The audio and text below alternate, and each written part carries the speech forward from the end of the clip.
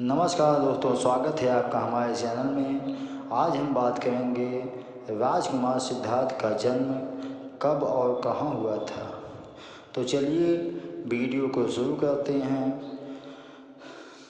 भिक्षु बनने के पहले भगवान बुद्ध शाक्य कुल के राजकुमार थे। उनका नाम सिद्धार्थ रखा गया। उनकी माँ महामाया नेपाल देश के राज्य में कोलीय कुल की राजकुमारी थी। उनका विवाह राजा शुद्धोधन से हुआ था। ये दोनों कुल के लोग सिर्फ एक दूसरे के कुल में विवाह करते थे, क्योंकि वे राज घराने के सदस्य थे।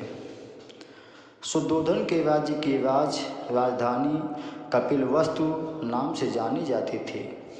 राजकुमार सिद्धार्थ के जन्म से पूर्व रानी महामाया ने एक सपना देखा था। उस सपने में उन्होंने एक सफ़ेद हाथी देखा और उस सपने में मधुर संगीत भी था और सुंदर नृत्य घटित हो रहा था। उस सपने का अर्थ दार्शनिक विद्वानों ने सकारात्मक बताया था।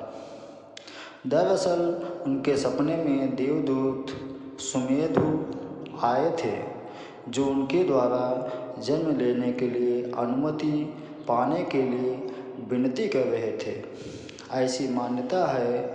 सपने का अर्थ जानने के बाद महामाया बहुत खुश हुई थी।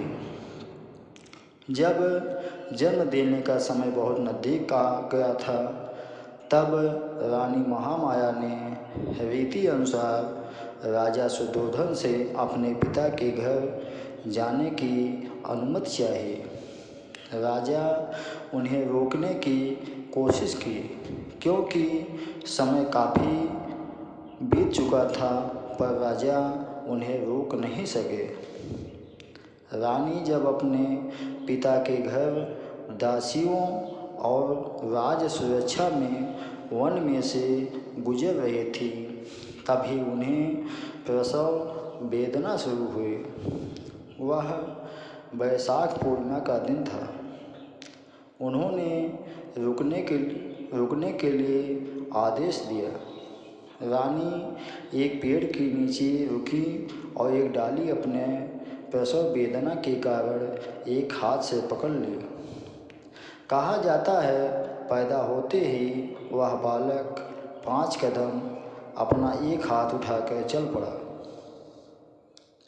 मानो कह रहा हो, वह इस धरतीवासियों का महान उपदेश पढ़ाने आया है।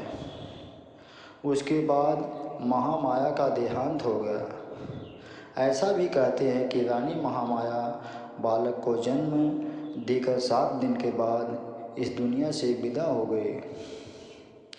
राजा शुद्धोधन के लिए बड़ा ही विचित्र समय था।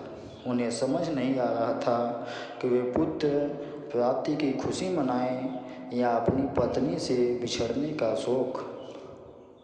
बाद में उन्होंने सिद्धार्थ के सगी मौसी यानी महामाया की बहन से शादी की।